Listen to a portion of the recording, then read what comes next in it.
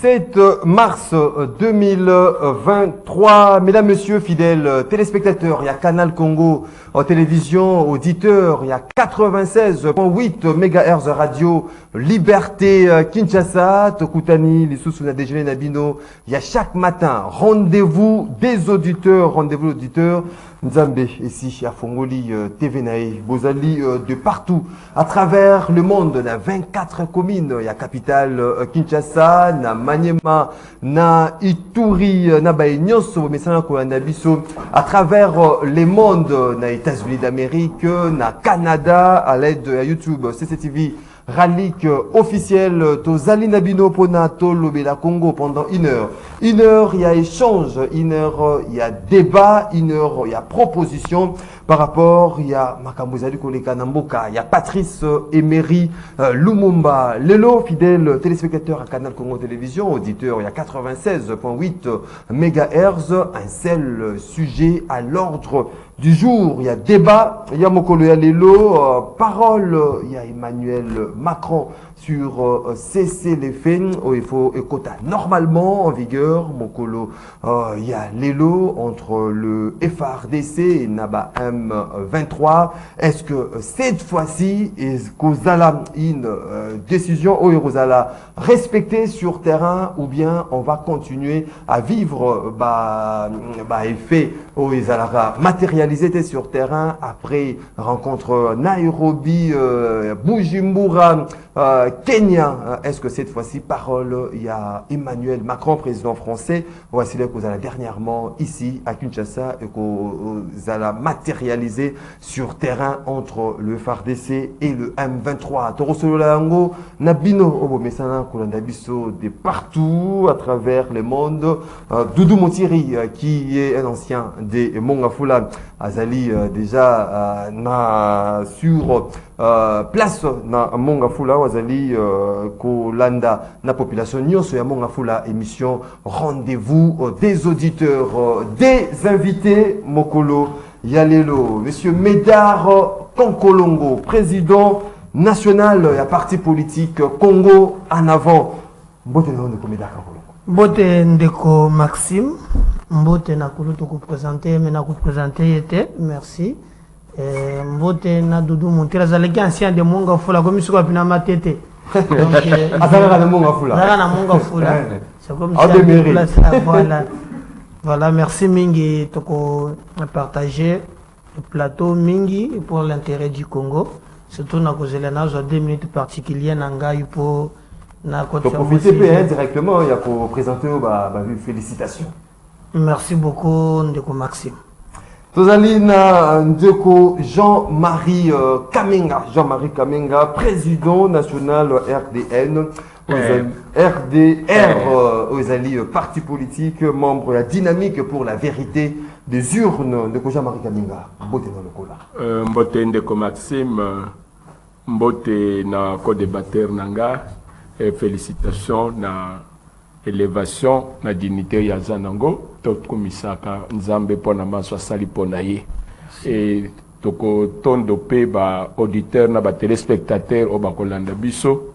Et toko kansake kuna na Mongafula Doudou Montiri azali azwape mbote na biso 082 33 33 749 082 33 33 749 le numéro Boko Benga Bopesa Makanisa Bopesa Baïde Nabino na sujet tozali kolobela mokolo ya lelo ba possibilité ya kokota na standard te ndenge bomesana bokomela biso na WhatsApp ya rendez-vous des auditeurs préoccupation na bino et kozala lu et débattu tout au long. Il y a déjeuner na bino rendez-vous des auditeurs comme tradition exigeaka ndeko Médard Kankolongo 1 minute il y a sujet isolé na Elikambo nazana ngwana moni okolongola ngata na minute nanga mususu 1 minute kozala moke pona sujet particulier na ina lobela makambo yo ba zobukaka bato opération coup de poing ya Gentili Ngobila. Voilà. Tokoki kozala wana te kaka pona koboya manso ezoleka. Donc biso na likanisi tosaliwaki yango. Mais lorsque tu as un état de droit, État ezali esika ya suka bato bakimelaka. Mon soki bato bazoyo kanate bakoki kosuka epai ya l'État. Alors, tango nazotala lolenge bazo buka bato. Pour lui que bazo continuer tilelo. Ça va construction anarchique. Hein? Exactement. Et qu'est-ce qu'on attend par construction anarchique? Dès lors que mon toit qui est pas l'État, l'État mon toit peut essayer mukanda, permis, mikanda boye, construction de bâtir, tout. L'État mon toit zo pèse. Même l'État kobaluka lobby aya bouki. Qu'est-ce ce qu'on appelle endroit? Ça pour autant indemniser. Hein? Voilà, il y a ceux qui par exemple les apports utilité à cause publique et zalaka. Mais l'État koya solo na monto lobby te. Awa boye tala musolo to pesio yangoyo. Ezo salemate. Na sepeli nango atamukete. Yami balé. Et donc on a comment les règlement de comptes. Donc bato bakanelaka. Yo zemo na kozo pouvoir na kolekso kenga na zana. Babuki immeuble medaka kolongo te boy. Tete ngai na zana ba immeuble te. Tete ngai zana ba immeuble te. Même ata na zala kina yango ngai za au-dessus ya mubeko te. Soki nazo ba cadre mubeko. Mais na kolakisa yo kambwa somo.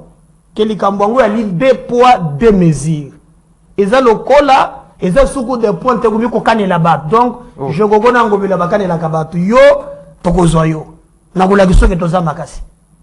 Nalina mukanda awa. Oyo Gentini Ngobila zui. Votre TV za radio te. Okomona, je te parle ville de Kinshasa concerne portant démolition anarchique dans la concession Soferco Sarel numéro 107 et 94 à la 12e rue limitée industrielle. Ça c'est Gentini qui prend cet arrêté. Au moni, non seulement a dû arrêter, aye sikoyo a komeli général Kasongo. Mukanda yangoyo. Ce que okomona, Mukanda ngo bakomi a monsieur le commissaire provincial de la police nationale congolaise, ville de Kinshasa par Gombe, concerne acquise de réception, réquisition des forces de l'ordre. Monsieur le commissaire provincial, suivant l'arrêté numéro 0, je vous épargne, du 21 mai.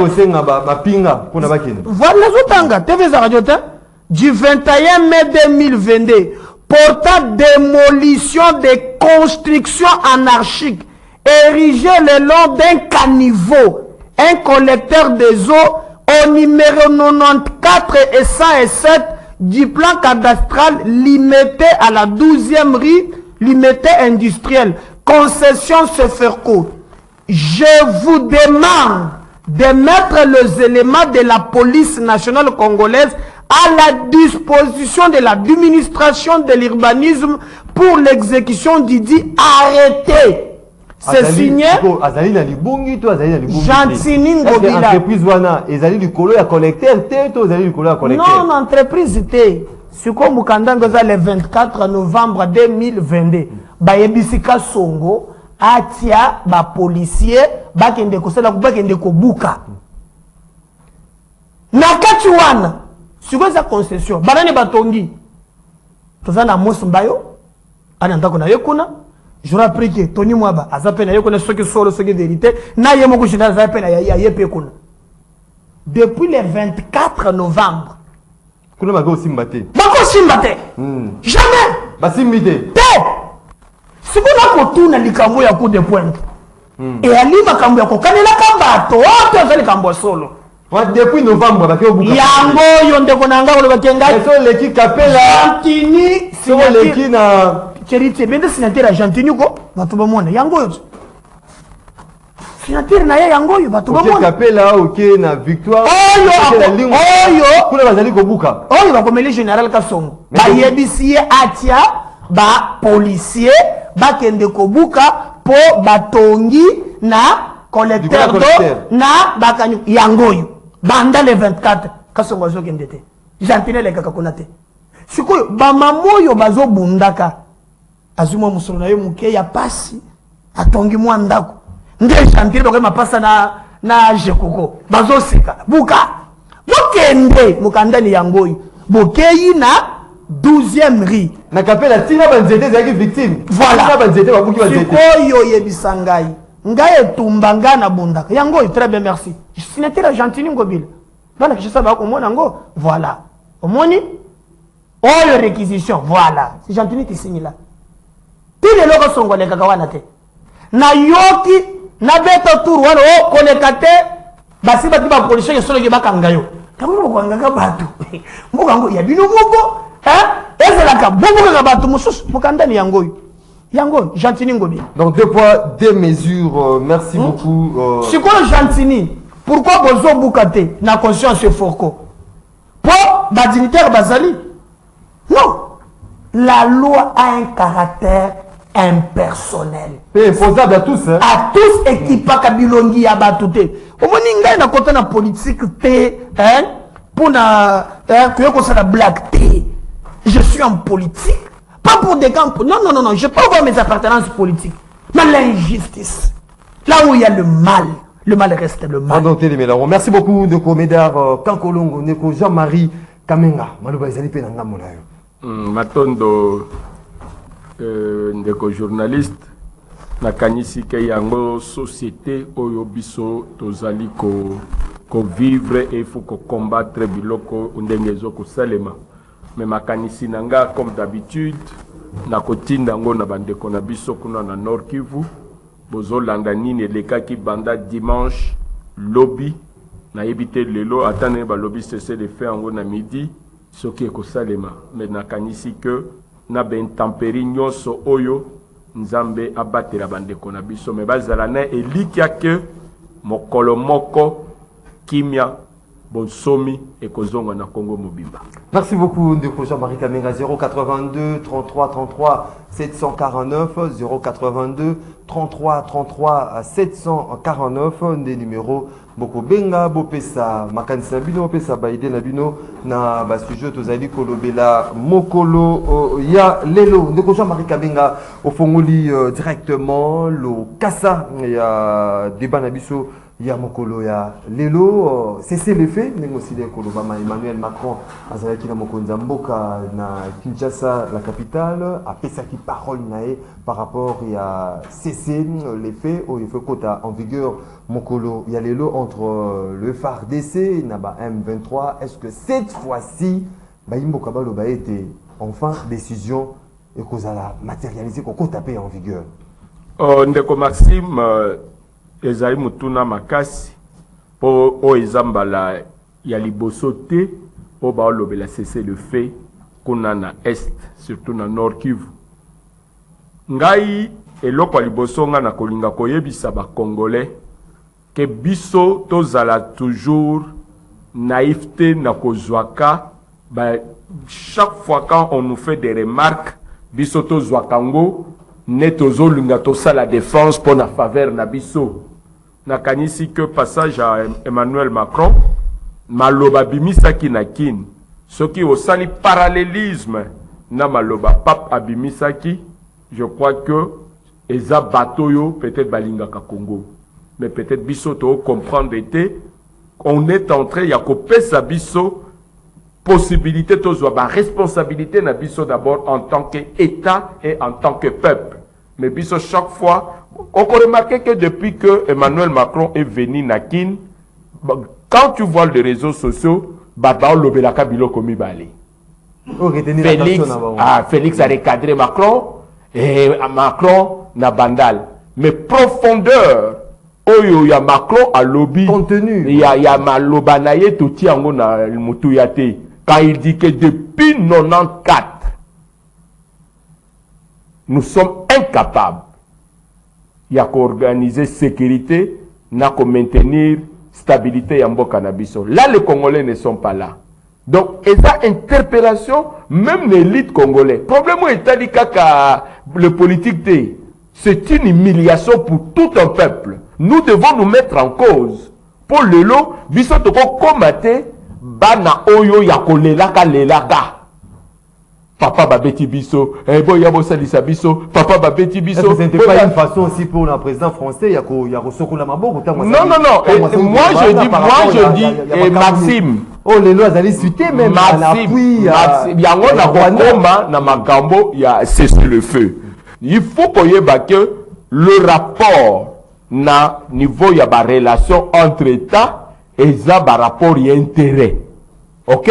Biso nyos to yebi lelo que la France et le Rwanda entretiennent de bons rapports aujourd'hui, puisque le Rwanda a protégé l'intérêt à France na Mozambique, France est sans coupable na génocide de Salamaki na Rwanda. Ce que dit que Kolongwa Ouganda de Tanzanie et Kolekaka na Rwanda wana et ça n'a intérêt français qui est protégé.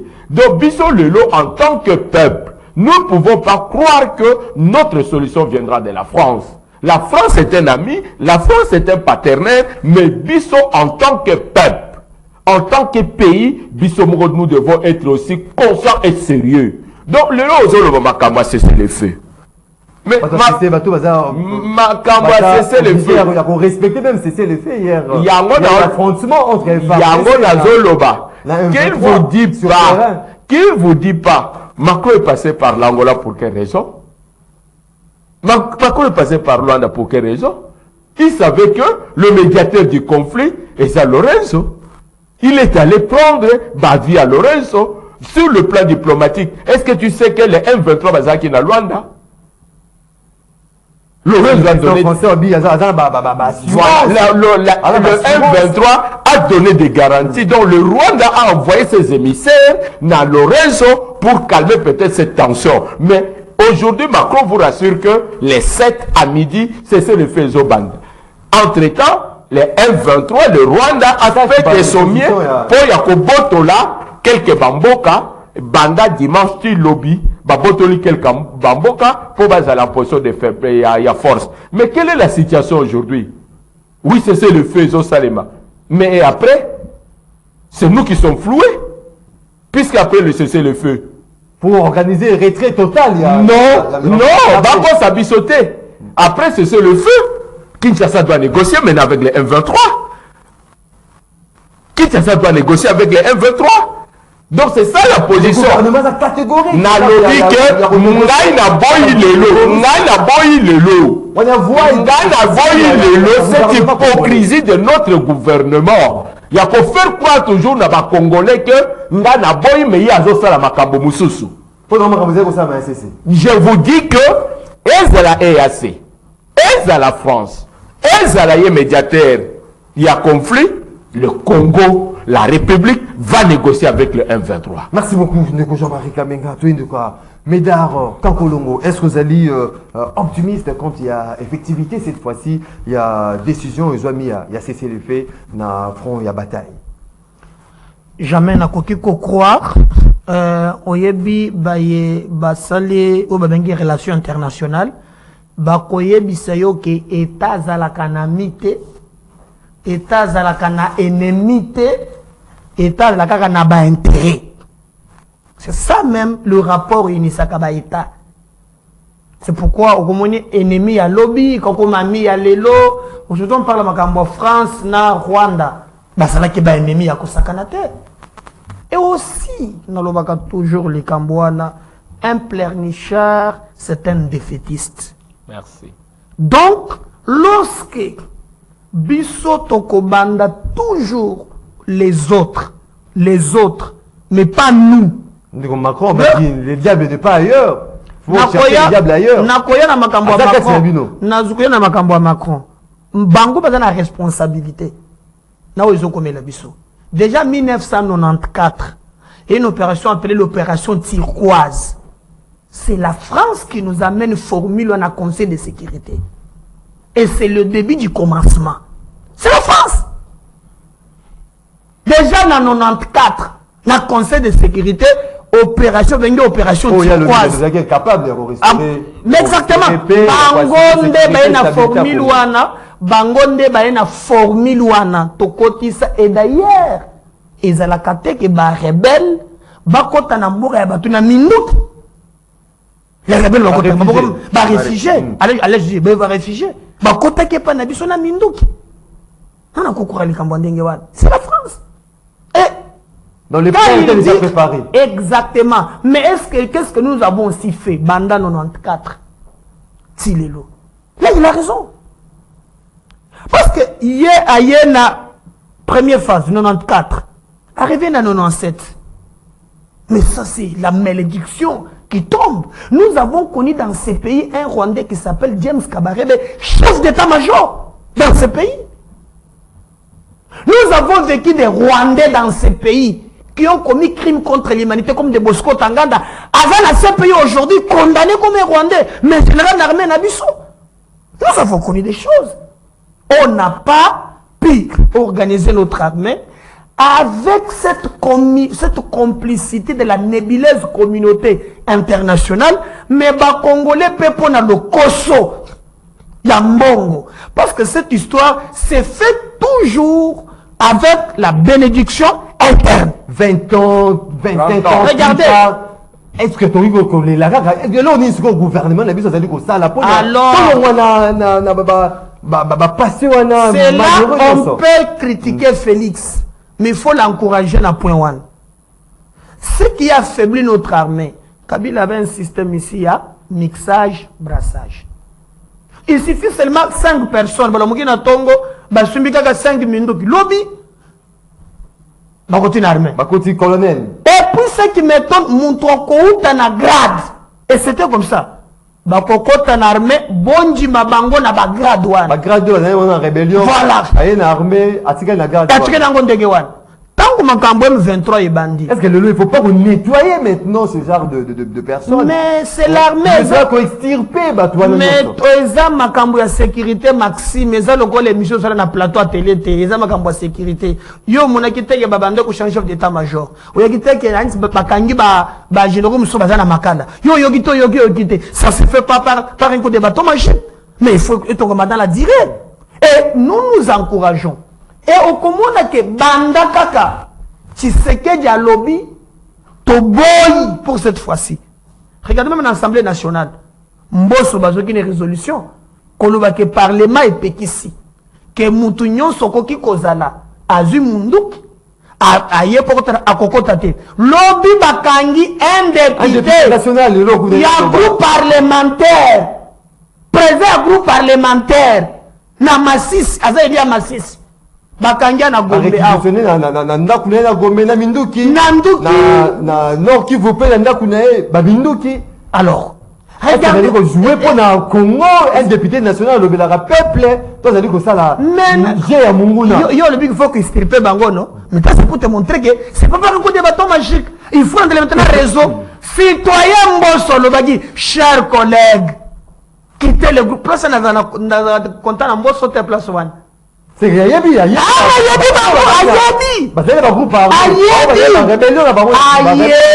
citoyen Mbosso, Ayebi, alors mes chers collègues.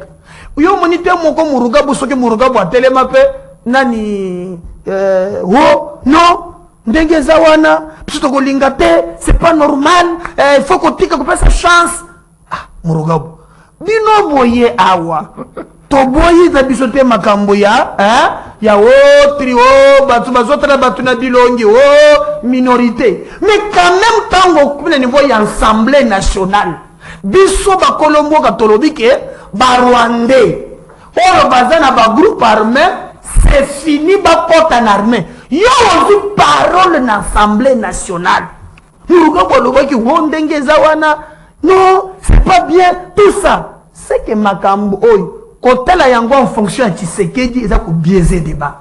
Tshisekedi est contraire. Voilà.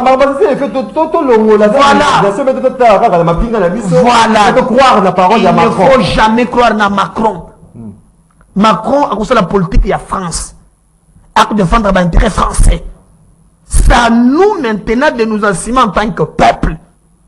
En organisant l'armée, pour recruter, notre armée est en macasse, mais l'armée est infiltrée. Regardez aussi. Je vais chuter. On comprend par exemple que lorsque Rwanda a moniqué Babomi Batunaye Mingi, qu'est-ce qu'il fait à ton numéro Moko Bozara Rwanda Wan?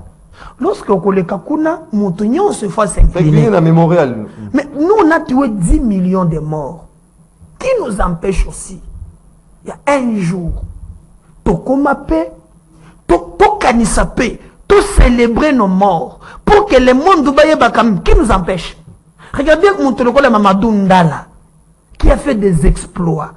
Oyo kotata monument moko tana Kinshasa pour l'histoire, montrer que dans ces pays il y a des Congolais capables. Baye na ya bakondaye butu lokola pour effacer les traces. Merci beaucoup. Donc, pour chuter Maxime, je pense tozelaté, c'est le fait.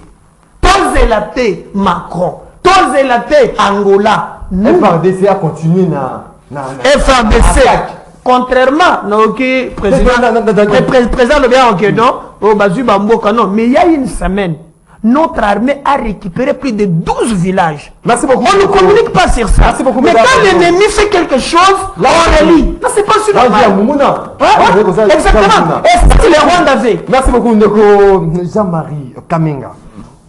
Côté Ndeko Medaka Kolongo, il est à croire dans ma c'est le fait, parole, il y a Emmanuel Macron. Est-ce qu'aujourd'hui, on a qui bien Macron, le qui était ceux qui mot d'ordre, c'est les faits, ils allaient respecter, bah, tout rebelle, et vous avez des conséquences fâcheuses. Est-ce que, on écoute ça, hypothèse que les lots, France, ceux qui respectent, il y a ces faits, et ça a mis, qu'on délégué, militaires français, justement pour Banguna par force en collaboration avec le FARDC. Mais comment on connaît une idée puisque la France est le mal venu en Afrique, c'est le tout bas soldat na bango. Le problème d'Engende Komedar à lobby, d'abord personne ne fait le jeu du Rwanda dans l'Ingana Yepsa de Komedar. Problème la biso est que notre armée dans tout le pays du monde. Tozo monango na Zelensky na Ukraine. Le président communique ou bien l'état-major général des forces armées communique. La guerre est soutenue par la population. Mais guerre est comme l'eau qui a vascloté. Puisque nous tous, on est frappés dans ce qui se passe au nord Kivu. Donc, ce qui le lot, tozo soit bamboka, bango bazo yeb sabi sauté. Mais la presse nous dit que Barebel Bazui biso sanine. Donc notre gouvernement ne veut pas communiquer, il veut faire une guerre à vase clos et nous ne sommes pas d'accord avec ça. Donc, ngana do baboy. Au moins, si c'est le feu Oyo, vous devez savoir une chose. Quel est l'intérêt de la France à Zanango, na Rwanda? La France, c'est un grand pays. Il est membre permanent du Conseil de sécurité des Nations Unies et il a droit d'un veto. La France, c'est lui. La grande résolution sur le Conseil en faveur du Congo est initiée par la France. Le lot dit que le Rwanda a na Mozambique. Le Rwanda a na Somalie. Le Rwanda a na Centrafrique. Sur le terrain, est peut-être pas mingité. Mais maintenant, appui à Rwanda, c'est là où moi je reviens, moi je suis pas pour cette histoire, il y a ma force, il y a EAC. Moi j'accepterai que ma force net, il y a SADC. Tout bonnet. Non, même le Burundi, moi j'ai, Bango déjà, Massi sinon, et Kenya Zouanaye, parti à Ruchuru et Uganda non bakabona déjà puisque ndenge baburunde baye j'ai dit que ndenge baburunde baye wana bazozwa bakiliroti bakena kichanga là les allons approuver na lobby que yango wana donc yango na lobby que aussi longtemps que notre gouvernement nous dira pas la vérité nous allons nous confier na obisoto otanga et na otomona. Ils ont l'obligation à informer leur peuple. Ça, c'est une obligation. Biso toi, naïveté, et comme ça, biso pété, il était. Donc, moi, je dis que aujourd'hui, non, s'il y a un cessez-le-feu, quand tu demandes à tout Congolais, nous sommes hostiles aux forces de l'EAC, puisque nous savons que tous ces pays qui viennent de l'EAC ont des contentieux où ils ont un problème nabiso par rapport à Babélé nabiso. Quand tu prends l'Ouganda, tu prends le Burundi, tu prends Yango, le Rwanda et consorts. La fois passée, ces gens vont nous faire une aventure. On commence à kaka soldats rwandais wana, bateni ya Ouganda ou bien ya Kenya, là ici rwandais, vous avez mis ça en cause. Et après, on a découvert qui? Les officiers rwandais, na renseignement ya Kenya. Et on a dit que donc c'est une histoire. S'il y a un cessez-le-feu, moi je préfère que même au niveau de l'Union africaine, la commission paix et sécurité de l'Union africaine, si on ne veut pas au niveau des Nations Unies, nous sommes membres de la SADC, parce que nous sommes pays à SADC, il y a qu'on s'interposer en attendant que notre... Moi pour les EAC, c'est vraiment, je suis vraiment pessimiste et je ne crois pas dans la sincérité à Batola. Ils sont là juste pour protéger le Rwanda et si nous voulons alors trop loin avec leur plan de la balkanisation de notre pays. Conséquences fâcheuses, ceux qui rebelles va respecter mot d'ordre T, à cesser les faits. Est-ce que vous allez comme une hypothèse d'intervention et armée française par rapport à cette crise et vous allez la bienvenue il faudra tout de même miser quand même pas à FRDC. Bon, nalingina lobana makambo président Jean-Marie Alobi pona ko yebiseke ndenge moko zali kozwa ba information au gouvernement pesa kayote ya ndenge ba Rwandais bazali ko avancer ndenge moko pezwa ka pe ba information oyo ka notre armée aussi bazali ko sala ba exploit. Ça ne vous coûte non mais oyo zone so qu'on a nani na toile voilà mais wana même toile wana et la qui s'appelle ba exploit ya ba FARDC il y a des semaines il faut tirer le bon côté mais exactement il ne faut pas tirer vers un mauvais côté mais non parce que là maintenant je ne coupe pas la parole je crois que la fois passée moi je dis ici que à chaque fois que nous nous mettons les avions d'Abisso Licolo nous faisons quoi? Nous gagnons toujours la guerre. Mais pour la France, le bas. Non, d'abord, ce qui a vu Betty, n'a pas qu'il y a ratissage pour prendre le contrôle. C'est ça notre problème. Alors, d'abord, ça va avion à cette c'est pour vous dire que non, la guerre est aussi médiatique. Nous ne devons pas faire le relais à Rwanda Awa. Au Kokuta Bajar, il y a une émission, il y a que la fois passée, même d'une presse, même notre peuple n'a pas réseaux sociaux. On a tripoté et l'eau comme c'est Rwanda mon sali yango au général abengi oza wapi au continent telemi boye manduki ya silibiso et le Rwanda prend cette image ba kei nango na télévision et pas na bango na Rwanda on est même pour démoraliser même pour exactement c'est voilà biso moko ba congolais sachant que toza ba opposants qu'est-ce que opposition aussi lorsque vous décidez par l'infiltration, voilà. On va commencer à relayer ça, pensant qu'on est en train d'affaiblir un régime. Non! Il y a des questions. Sécurité, opposition consulateur. Non. Parce que je partage ce point de vue. Mais tout ça, ma conviction politique n'est pas mon côté. Parce que les gens m'appellent, m'appellent Tikala Mobimba. Après, makambo ya ba courant ya ba mayi ya ba sode toko zonge lango soki mboka na biso zananu mobimba. Moi je pense qu'à un certain niveau et c'est que France à l'équipe biso yango il faut le reconnaître. On a tué 14 personnes à Charlie Hebdo. 14. J'ai vu la France mobilisée. Na mona à l'époque c'était François Hollande. Après Nicolas Sarkozy opposant ba simbani na maboko. D'abord on a tué les Français. Nous divergences à côté. Après, on veut, mais pas l'émission de Nenganata. Bango Basali, au bout de ma déclaration. Oh! Voyez! Voyez! La répétition du jour. Oh, toujours les intérêts égoïstes. Donc, bazo confondre même Makamboane. Mais moi, je peux vous dire. Olingi lelo à faire de cause Yamboka, un petit mot Yamboka, Félix Tshisekedi, à qui a coûté ni pénal Joseph Kabila.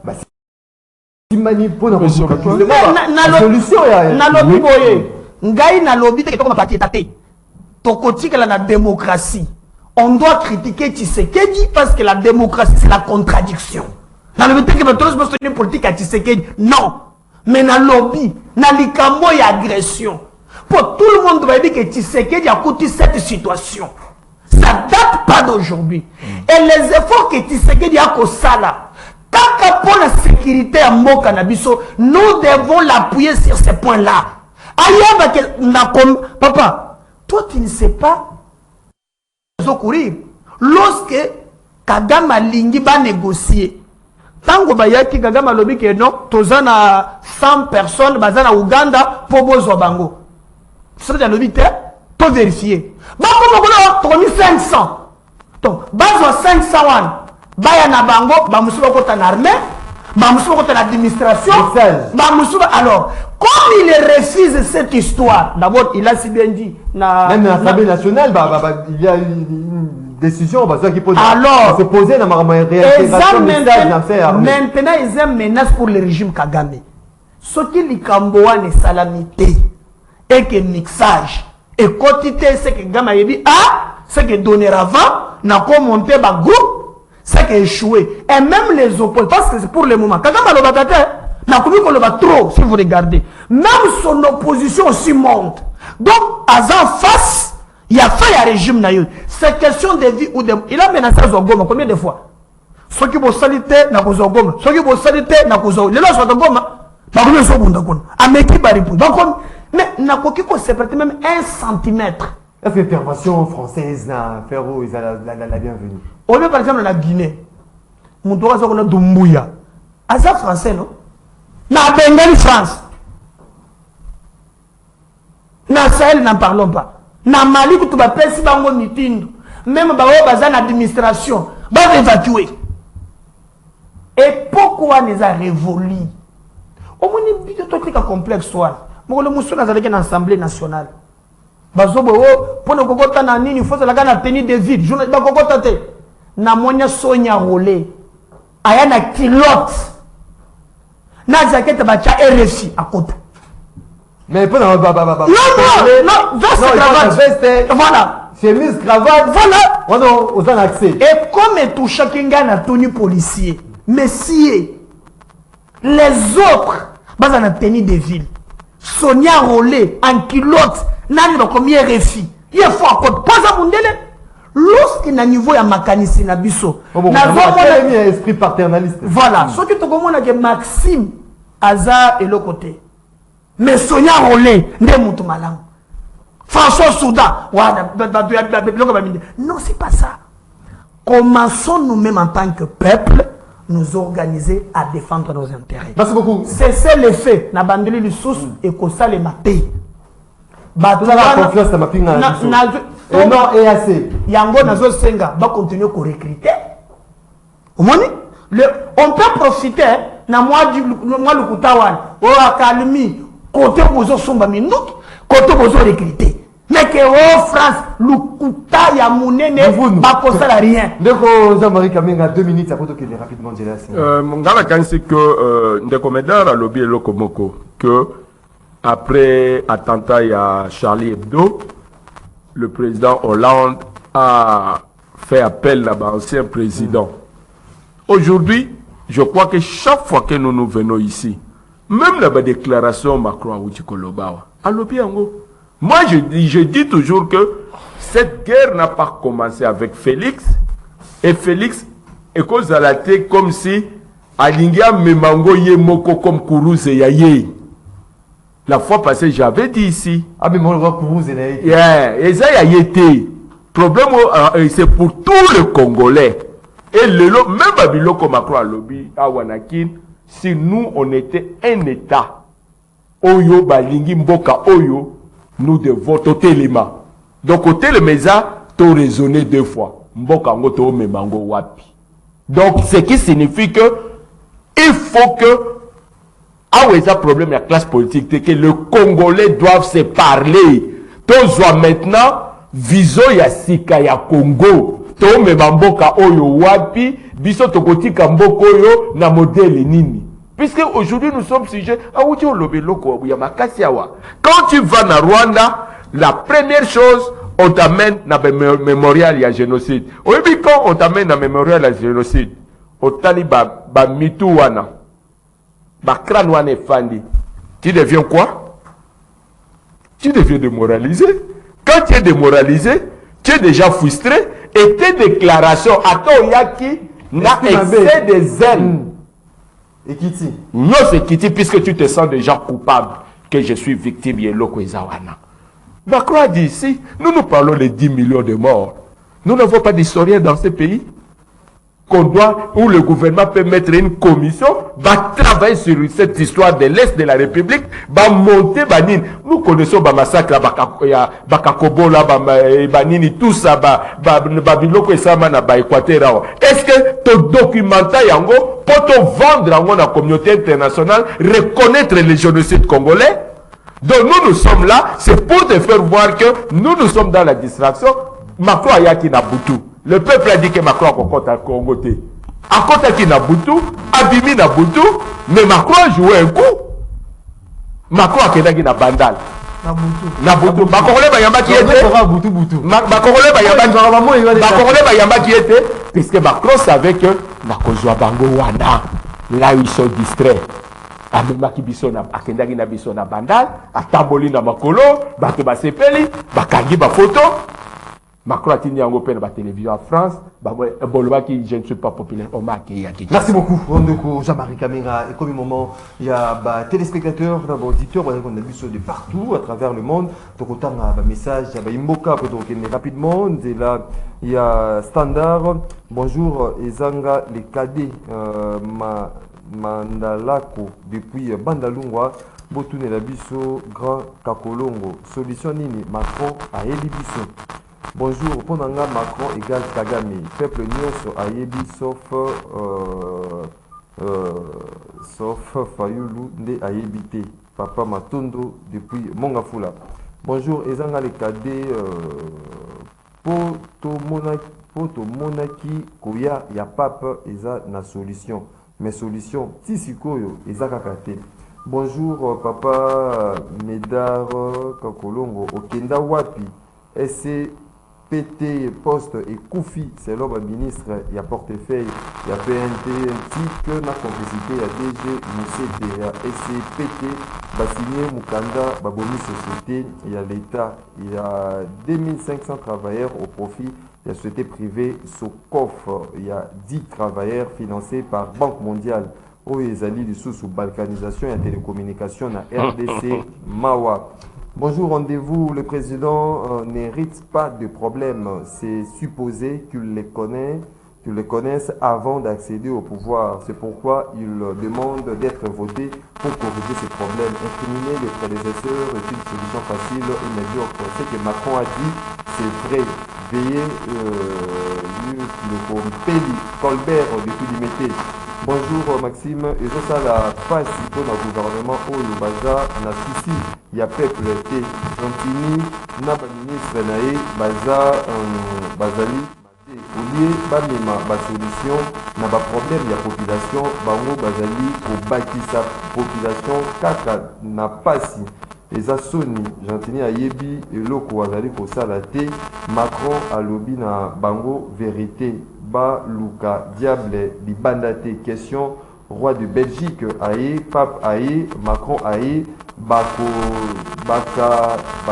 et Bongi, de Alain depuis Terre Jaune.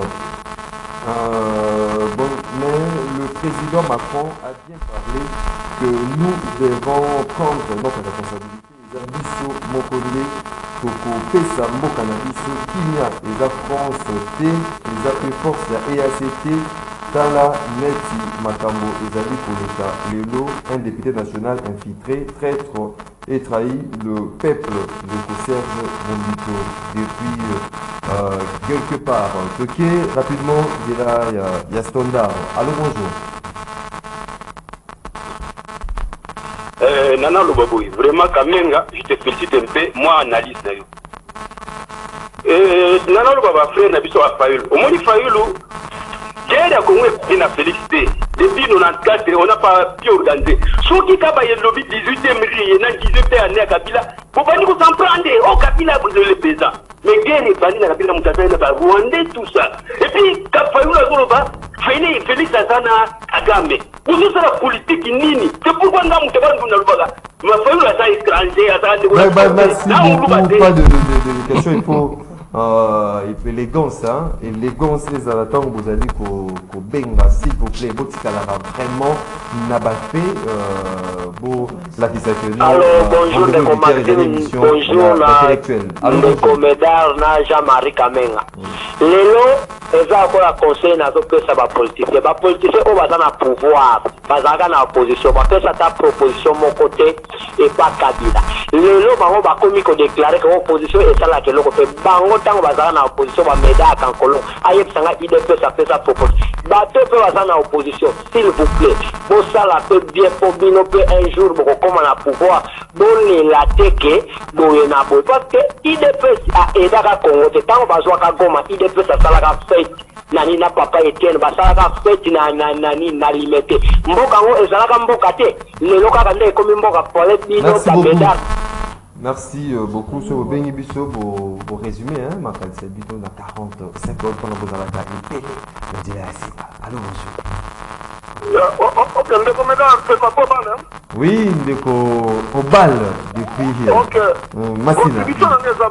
Ndeko medal on dit que mboko yo ba Rwanda bakota awa na epoka Laurent Désiré Kabila. Tala de guerrier. Tala ndenge to bengana ka ba Rwanda awa population to zana minduki. Vietnam les États-Unis ni les Américains. Problème to zana ngode les problème ya leadership Rwanda wa les rien. Problème ya leader, nous manquons un leader. C'est tout le Coca-Cola wa ko ba na nyoso to zana na nikete. Notre leadership est faible. C'est la faiblesse, la veuve a dit cartonnement. Ça a la bâtille à monter, on a ma voix à monter, tout comme à la Rwanda, tout comme à la Boko. Merci beaucoup, Ndeko Obal, depuis Massina. Vous allez continuer, on va appeler à Baïmboka. Allô, bonjour. Vous allez continuer, on va appeler à Baïmboka. Allô, bonjour. Allô? Oui, au Bengi Bisso, comment oui, bonjour. La dernière qui m'a fait de comité. Oui, de comité. Bon, par rapport à ce marché, il y a deux comprendre les cas pour le monter. Alors, moi, je condamner les questions de monter par rapport à la dernière agression. Si tu as un catalogue qui y a, on va dire la production, il y a un de qui y a. Oh, parce que on va dire que c'est bien, mais on dit la politique, nous, on dit, mais c'est, on dit que ma campagne, nous qui pas tout, on n'a pas la question occupée. Et puis, on va monter. Ah, on va monter.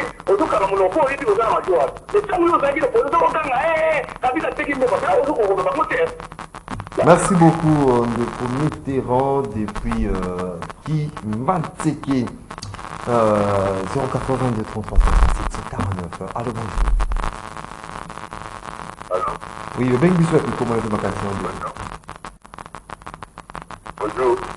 Bonjour, Ndeko. Bengi Bisso comment est ma question.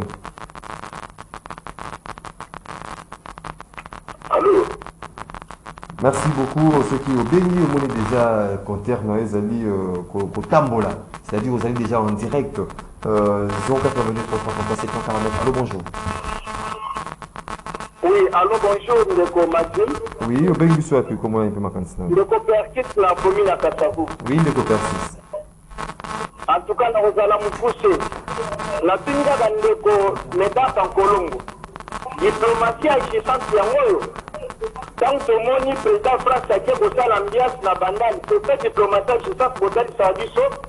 Mais l'autre mot on a vu du son de Colombo, mais kata mosinde ya mai na makolonie baleki. Merci beaucoup.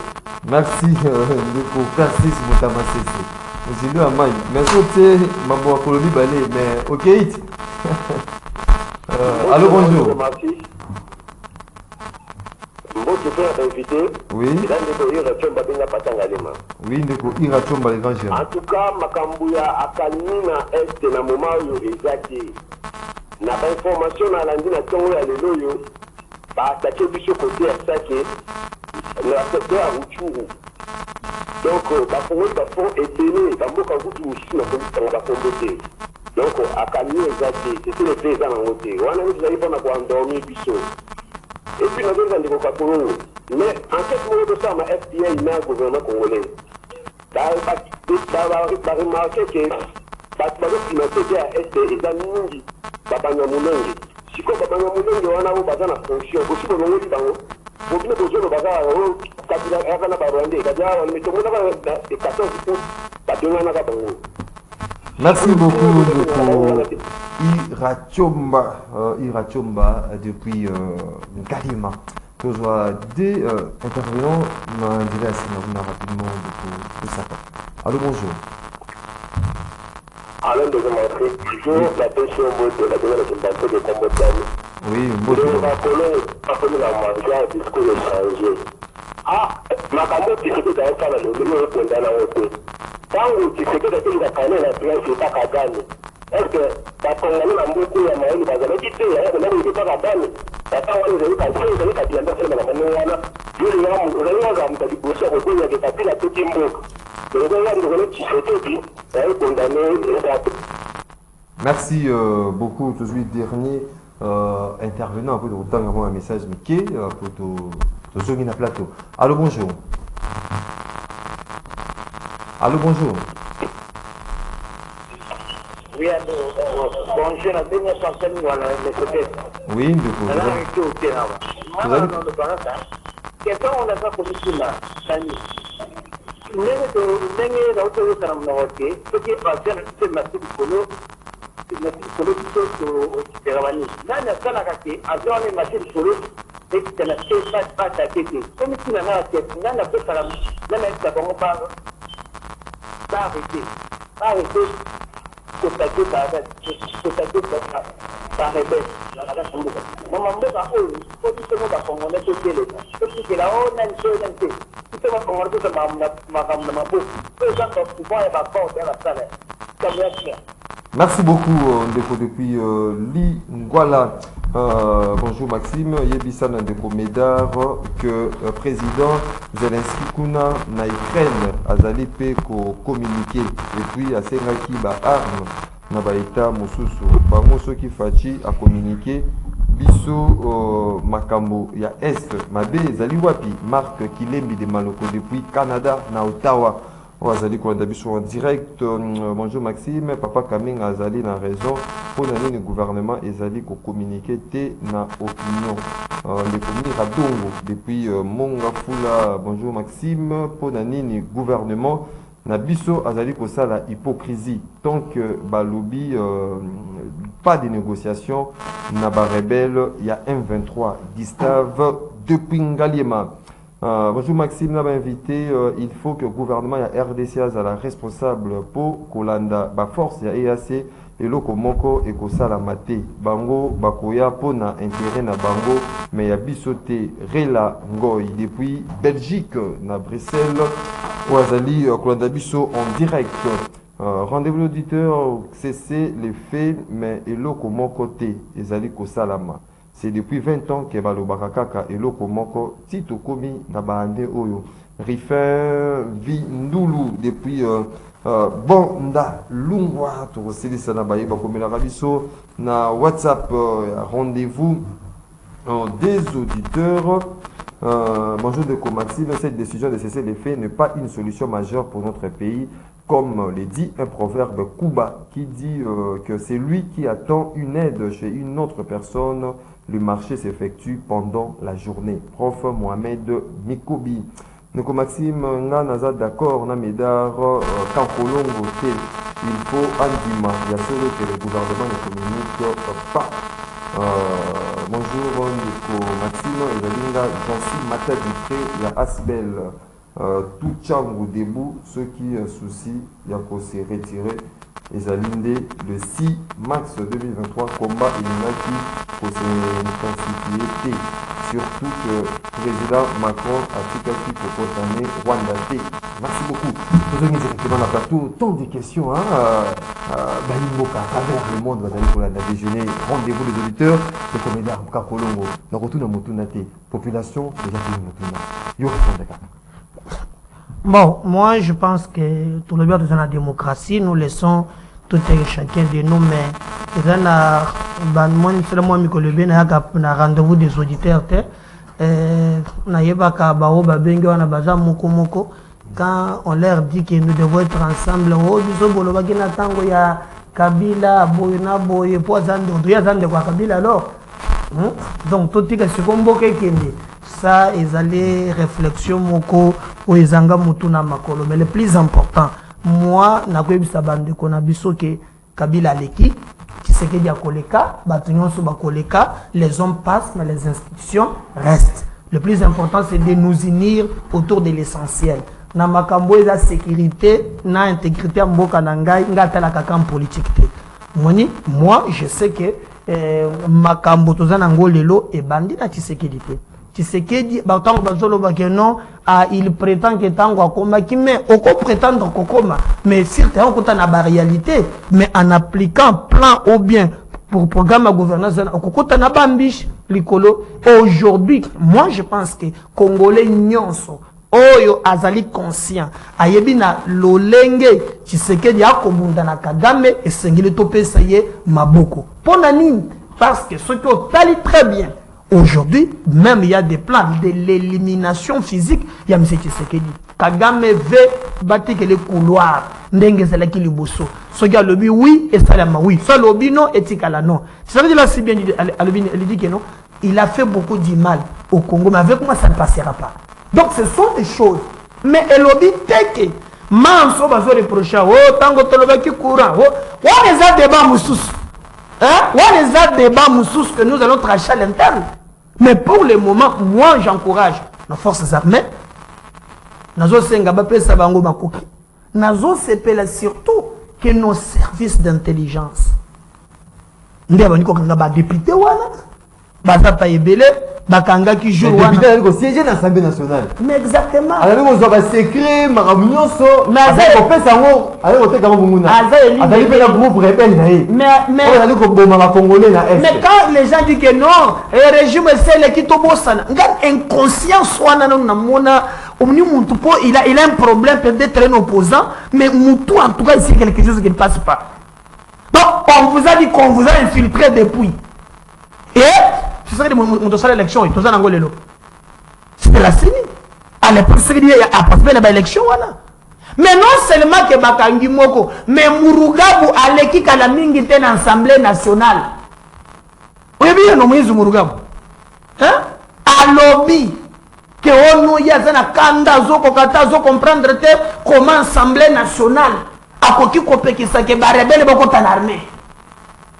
C'était l'Assemblée nationale, wana. Mais on va faire des bateaux magiques, nous sommes au Bossan. C'est une conscience collective. Vous voulez nous aboutir dans la Golingangote. Je pense à mon humble avis que tout pèse à ma casse. N'a pas force. Il y a défense, il y a un beau cannabis. Ba traître nyons, et de l'assemblée, et de l'armée, et de la service de renseignement, ba Congolais, ba dénoncer Bango. Tout le monde a capé ba procès ndenge wana. Pour ba dénoncer capé ba misusu moko azalaki ya ezali na parti moko lié na menace procès na yete ya mbusa nyamwishi. Kombo ya député azali ya Beni. Bolaka azape député national et lipe ba kutaki ke yepe ana ba minduki na yepe. Alors, procès de Salamata. En gros, population va comprendre ni na nyoso le bani en gros, na rezope maloba suka. Maloba suka on a déjà. Et wana suko fosogi. Maloba suka on a. Maloba nanga suka. Ezali ya koyebisa Gentini Ngobila atika makambo wana na ye ya coup de pointe pour les règlements de compte.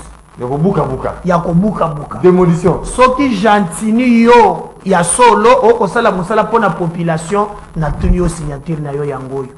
Yo mutu komelaki Kasongo na 24 novembre 2022 akende kobuka po batongi likolo ya ba collecteur na ba caniveau na concession se faisait na 12e rue Gentini Ngobila. Pona nini ti lelo Kasongo akendaki kozwa ba policier ko buka te. Yo tambola kana je koko buka ka ya bato. Oyo bokendaka te pona nini ko banda lelo na pekisi bino. Po toko kite konjuma deux poids deux mesures. Merci beaucoup. Soki eza pona bolamu ya bakinois na mona bino bokende. Yo muto signé mikanda oyo. Merci. Soki bana Kinshasa bomoni Gentini aye, bobse Médard Kankolongo alobi kobuka te, kende nanu kondena na 12e rue. pour banda le 24 novembre au signa mukanda babuka oyebisaka songo babuka balobi il faut qu'on vérifie ya Amos Mbayo basi badime keza na kati Amos anjima na mission mako na lekaki balobi ya moko général ya yepe za na kati Tony soge eza ya solo bango baza ba super congolais te. Merci beaucoup ndeko Jean-Marie Kamé. Nakadisi que je crois que le auditeur balobi na ba téléspectateur mboka eza ya biso ba oyo nyonso makambo etali mboka eza makambo ya sentiment te et puis eza pe makambo te ndenge tokomi makambo puisque nga naza na tribu oyo na soutenir boy. Le problème ici c'est le problème du Congo. Notre souveraineté est menacée. Lelo, je pense que moi je demande na Félix tokomi na moment moko clé. C'est le fait wana na sima c'est le fait il y a des négociations. Félix doit dire au peuple congolais la vérité. Ce qu'il faut qu'on convoque la classe politique sociale congolaise, il faut qu'on convoque Yango. Les décisions s'il y a négociation, on ne va plus accepter imposer biso babiloko et compliquer Congo lobby.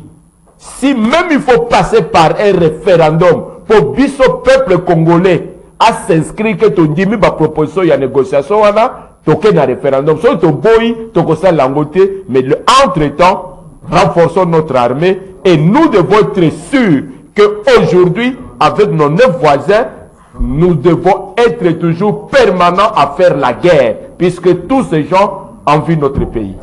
Doudou Motiri bana ya monga fula bazali kosenga nini. Mesdames et messieurs, fidèles téléspectateurs, il y a Canal Congo Télévision, auditeurs, il y a 96.8 MHz Radio Liberté Kinshasa. Rendez-vous des auditeurs, la seule émission Bana Delvo na lalu Ravin moko eza na lalu. Merci beaucoup. Merci beaucoup.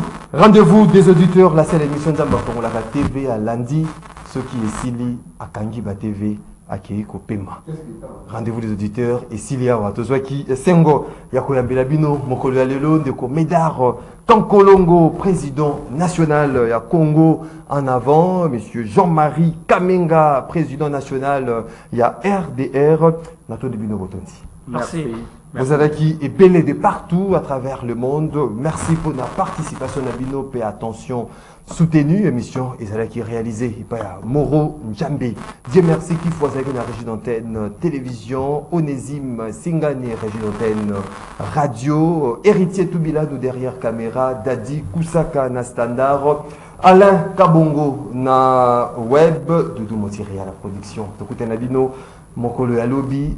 Mokolo Alobi ezali journée spéciale. Il y a ba mama donc ba invité et vous allez kaka ba mama présentation pe et vous allez maman. Botikali malamu na botana bino.